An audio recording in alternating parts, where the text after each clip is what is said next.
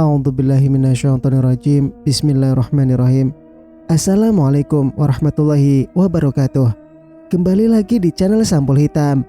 Untuk cerita kali ini masih melanjutkan cerita yang sebelumnya yang berjudul Pesugihan Mertua Dipaksa Menyusui Tuyul.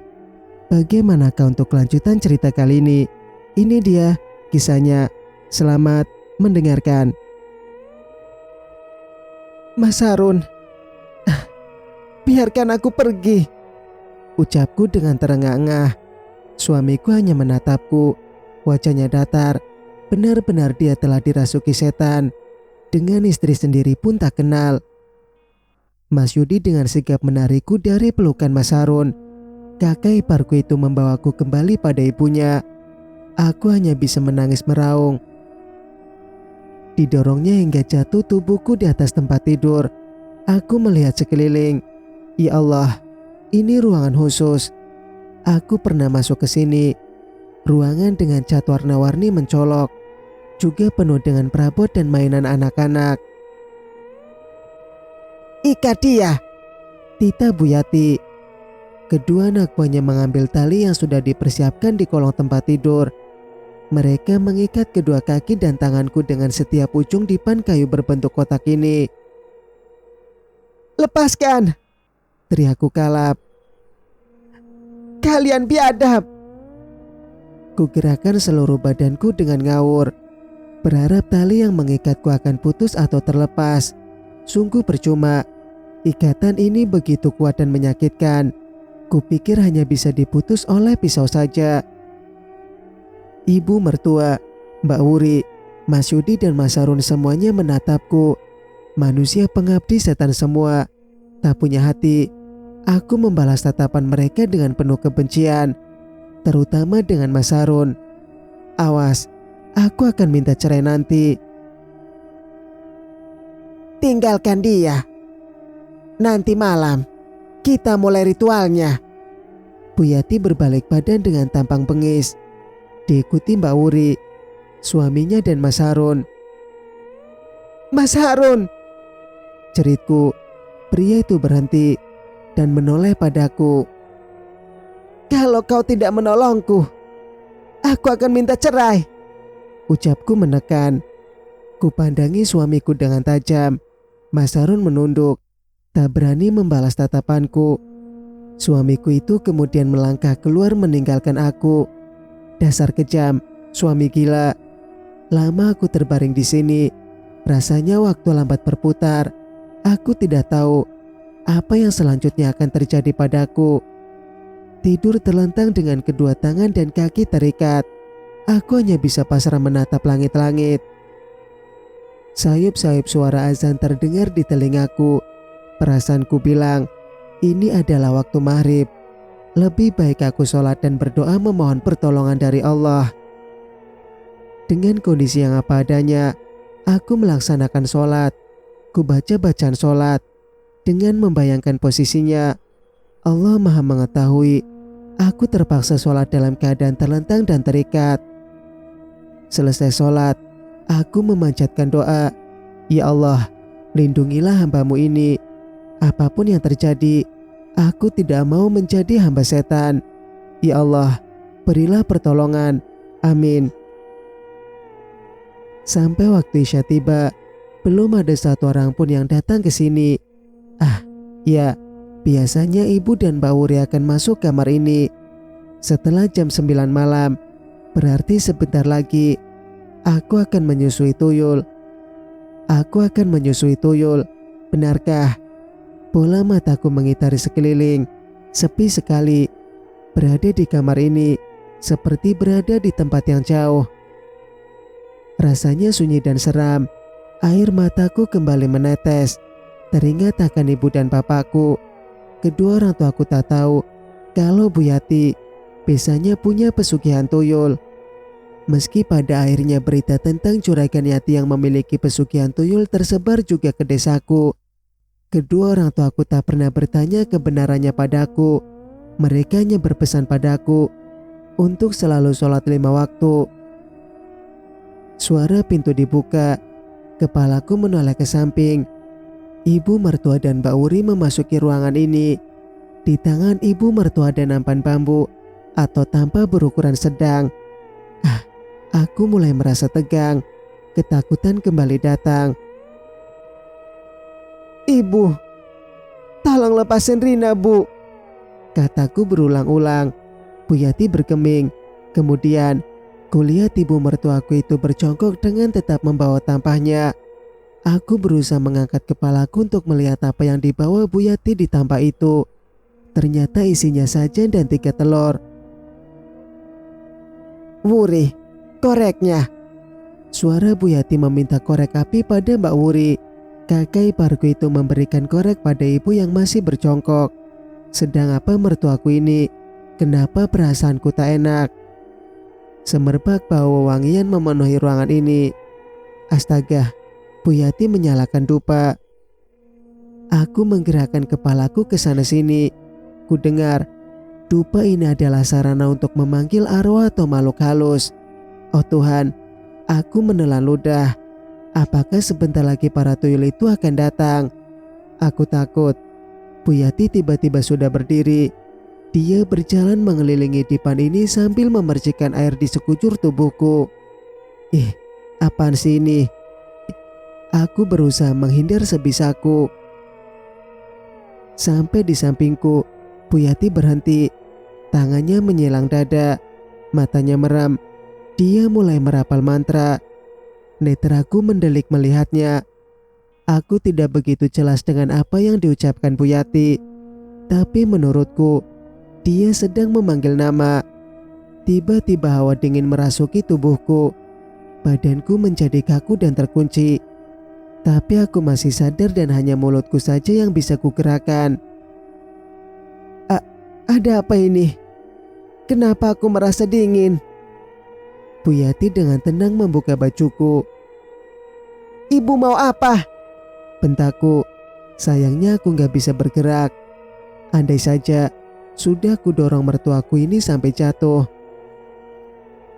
Entah dari mana datangnya, tiba-tiba di atas kasur ini sudah ada 3 makhluk kecil yang menyeramkan. Nafasku tersengal, mataku melotot sepenuhnya. Makhluk seukuran bayi manusia itu merangkak mendekatiku. Wajahnya yang bergurat dengan otot sangat menakutkan.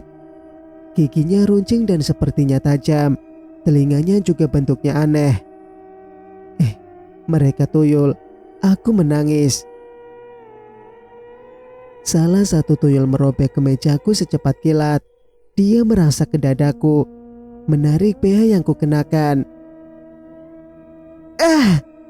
Suara jeritanku kencang. Makhluk itu tak peduli. Tangannya meremas gundukan di dadaku. Kemudian dengan rakusnya dia hendak menyusu. Astagfirullahaladzim. La haula wa la quwata illa billahil aliyil azim. Teriakku kuat-kuat sambil merem. Kuasa Allah. Tuyul itu terpental dari atas tubuhku. Aku menyaksikan semuanya. Ibu dan Mbak Wuri terhenyak. Mereka saling menatap. Ketiga tuyul kembali naik ke dipan. Mulut mereka menyeringai. Air liur lengket tanpa mengaliri dari sela-sela gigi runcingnya. Pemandangan yang bikin bergidik. Mulutku tak henti merapalkan doa dan ayat kursi. Aku percaya Allah menolongku.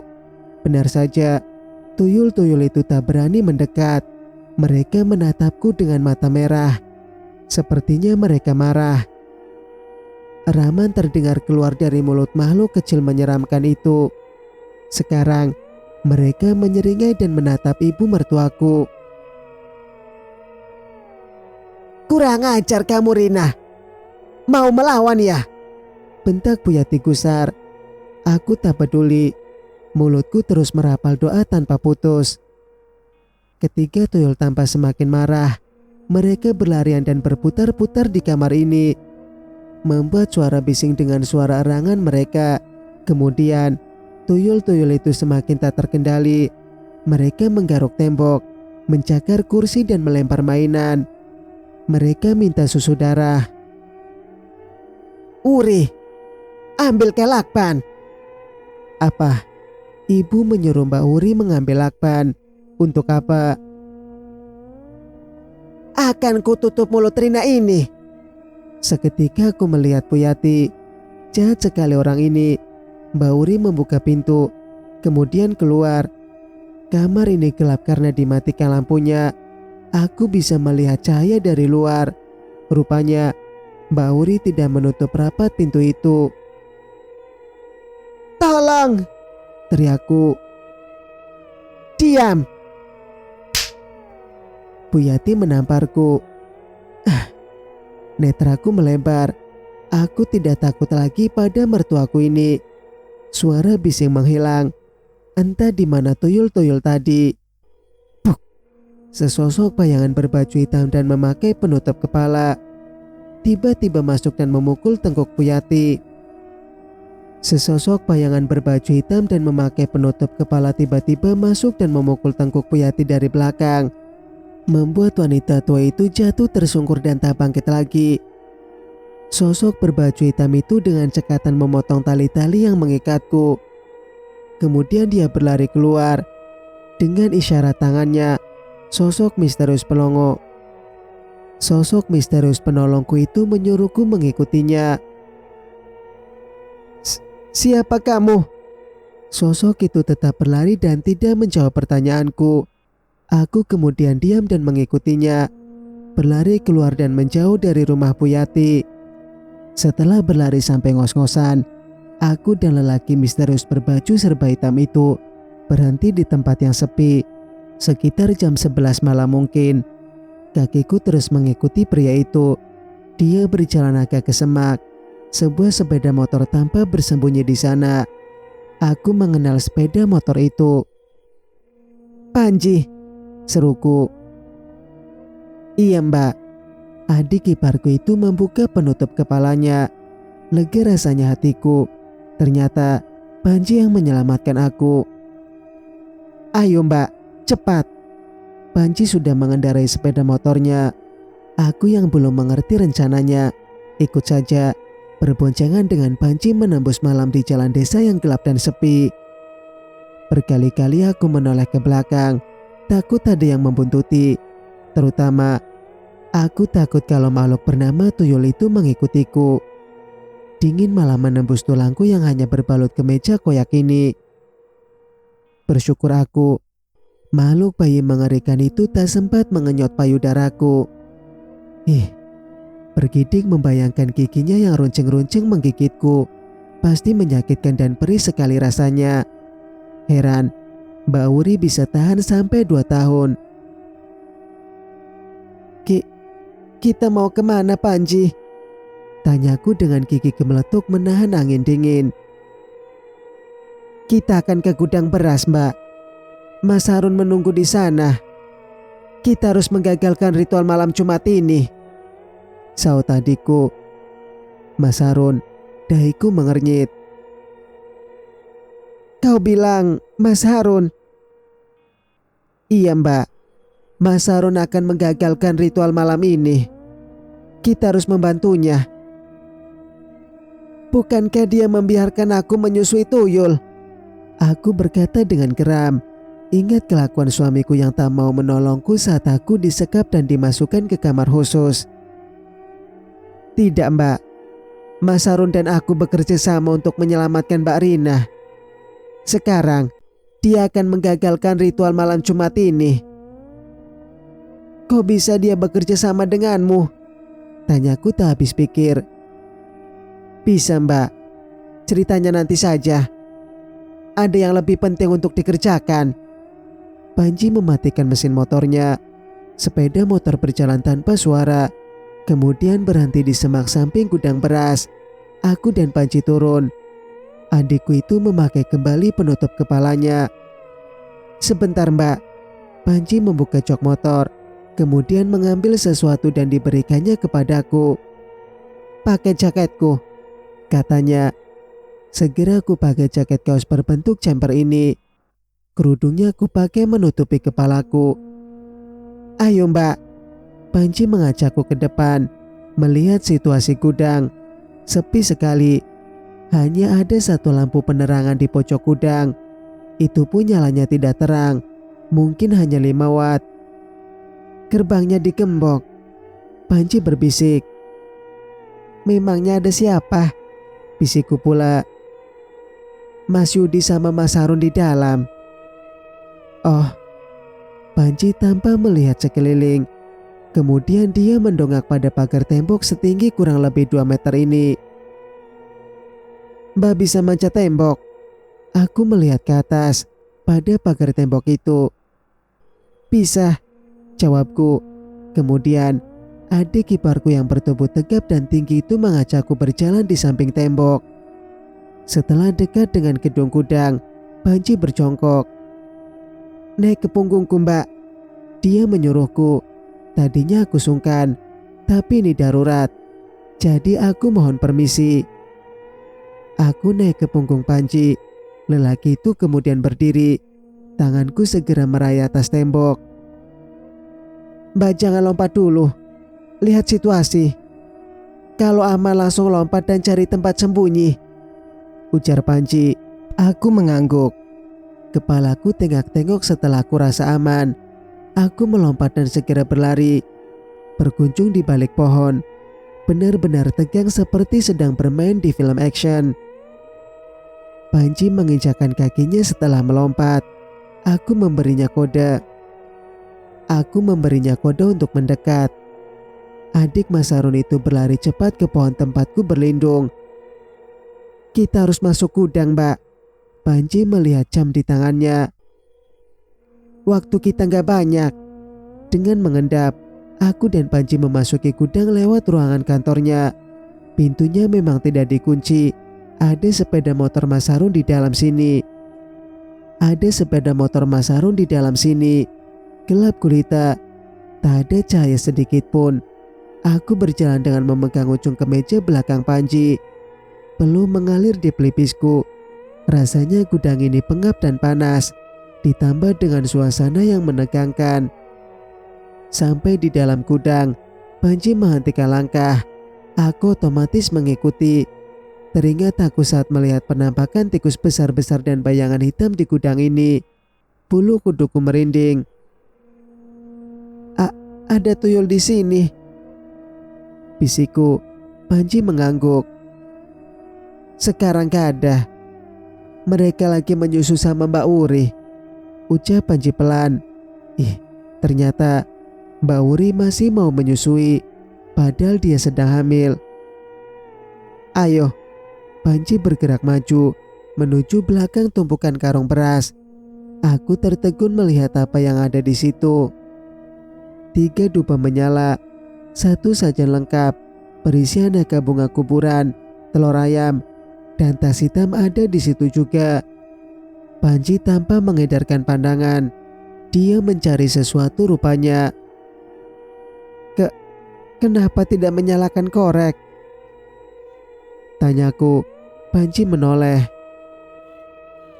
Itu akan memancing perhatian, balas adik iparku. Mas Harun bilang, Kisoh, wadah ayam hidup yang terbuat dari rotan itu ditaruhnya di sekitar tas hitam. Itu mungkin.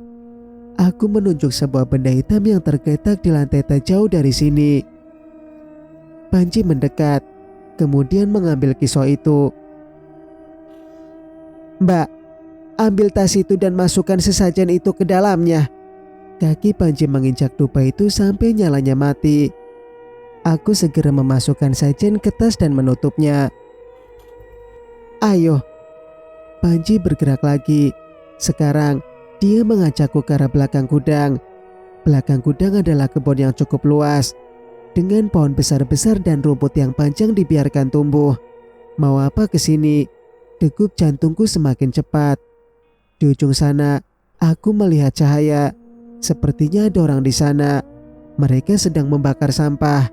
Kebetulan, gudang ini rada jauh dari pemukiman. Jadi nggak ada yang terganggu dengan bakar-bakar di malam hari. Itu Mas Yudi sama Mas Harun, kata Panji. Matanya tak lepas dari kedua kakaknya yang duduk bersila di bawah pohon beringin besar. Sedang apa mereka di sana? Tanya aku ingin tahu. Mereka sedang memberi persembahan buat Raja Tuyul. Raja Tuyul. Iya, dia pemilik sesungguhnya dari para tuyul itu. Ngeri sekali, aku bergumam. Tuyul aja udah serem, apalagi rajanya. Setelah menunggu beberapa saat, Mas Harun lewat di depanku. Shh, Panji memberi kode. Mas Harun menoleh dan segera menghampiri kami. Rina. Mas Harun segera memelukku. Kau selamat, Dek, katanya lega. Aku mengangguk di dadanya. Tak dapat mengucapkan apa-apa. Ternyata suamiku juga memikirkan aku. Dia dan Panji bekerja sama untuk menolongku. Mas, sebaiknya kita cepat pergi dari sini, ujar Panji sambil berjalan mengendap menuju keluar area kebun ini. Aku digandeng Mas Harun mengikuti. Sampai di tempat Panji menyembunyikan sepeda motor, kami baru bisa bernafas lega. Mas, aku akan membuang ayam ini, kata Panji. Mas Harun, kita pulang ke rumahku saja, kataku. Jangan pulang ke rumah ibu. Aku, Mas Harun dan Panji berboncengan tiga. Panji mengantarku dan Mas Harun ke rumah orang tuaku di desa sebelah. Setelah itu, dia mengendarai motornya pergi. Rumahku sepi, masih tutupan. Ini mungkin sekitar jam 2 dini hari. Kuajak suamiku masuk teras rumah orang tuaku. Kita lewat samping, Mas. Ketuk jendela kamar Bapak, ajakku. Mas Harun menurut. Bapak, buka pintunya. Aku mengetuk pelan jendela kamarnya. Tak ada jawaban. Aku ulangi lagi. Siapa? Terdengar suara dari dalam. Itu suara bapakku. Rina, Pak, tolong buka pintunya, pintaku. Iya, sahut bapakku. Ada apa tengah malam kesini, Rina? Tanya bapak dan ibu setelah aku dan Mas Harun masuk rumah. Ceritanya panjang, Pak. Bu, ini mistis. Rina barusan gelut sama tuyul, ujarku. Bapak dan ibuku bengong. Besok Rina ceritain. Sekarang Rina mau mandi. Rasanya badanku kotor sekali. Ada sesuatu gitu. Secara tadi tuyul itu sudah ada yang memegang payudaraku. Menjijikan. Hari ini aku capek sekali. Besok aku akan bertanya pada suamiku apa yang menyebabkan dia berubah pikiran dan bekerja sama dengan Panji untuk menyelamatkan aku. Yudi diam menunggu adiknya Harun di dekat pohon beringin besar yang angker itu. Dalam hati dia berpikir, kenapa Harun lama sekali? Cuma ambil ayam di gudang. Biasanya ayam itu langsung dibawa kemari. Tapi malam ini dia lupa. Ayamnya dia tinggal di dalam gudang bersama tas. Tadinya Yudi mau marah, tapi Harun beralasan dia tidak bisa berkonsentrasi sebab memikirkan istrinya yang harus menyusui tuyul. Mana ayamnya, Harun? Tanya Yudi setelah membakar kemenyan. Aduh, lupa aku, Mas. Ayamnya ada di dalam gudang, sahut Harun sambil menepuk jidatnya. Gimana sih kamu ini? Yudi menghardik adiknya itu. Maaf, Mas, aku gak fokus. Aku memikirkan Rina, jawab Harun menunduk. Gak usah dipikirkan. Semua perempuan anggota keluarga kita wajib menyusui tuyul. Itu sudah perjanjian. Yudi melirik jahat adiknya. Kita ritual dulu memanggil Raja Tuyul. Setelah itu kau ambil ayamnya, kata Yudi sambil duduk bersila di depan pokor tempat membakar kemenyan. Setelah selesai, Yudi menyuruh Harun mengambil ayam hitam sebagai persembahan. Tapi Yudi sudah hampir 1 jam menanti. Harun tak kunjung tiba. Yudi mulai gelisah. Keringat mengucur di dahinya. Yudi tidak tahu kalau Harun sudah melarikan diri bersama Rina dan Panji. Bahkan ayam persembahan dan sesajen sudah dibuang Panji. Angin dingin berhembus. Yudi melihat sekeliling. Ini bukan angin biasa, pikir Yudi. Angin ini menusuk tulang dan membuat bulu kuduk merinding. Selama ini, Yudi dan Harun memang yang bertugas meladeni sang Raja Tuyul. Dari membakar kemenyan, merapal mantra dan melepas ayam hitam. Biasanya, setelah melepas ayam di bawah pohon beringin, Yudi dan Harun menunggu sekitar 2 jam. Iya, sambil menghabiskan kemenyan. Saat mereka pergi, tas hitam yang mereka tinggal di gudang bersama sajian bunga dan telur akan penuh dengan uang sendirinya. Para tuyul akan bekerja setelah disusui Wuri. Jujur saja, Yudi dan Harun belum pernah bertemu dan melihat wujud Raja Tuyul sebenarnya. Mereka hanya merasakan hawa kedatangannya saja, yaitu hembusan angin yang meremangkan bulu kuduk dan pusara angin pendek kecil-kecil. Dan pusara angin pendek kecil-kecil yang memporak-porandakan daun kering di sekitar pohon beringin. Yudi merapatkan jaketnya. Sebentar-bentar dia menoleh ke arah gudang. Tapi bayangan Harun tak juga kelihatan. Perasaan Yudi tak enak. Bersambung, nantikan kelanjutan ceritanya di video berikutnya. Mas Sukir pamit. Wassalamualaikum warahmatullahi wabarakatuh.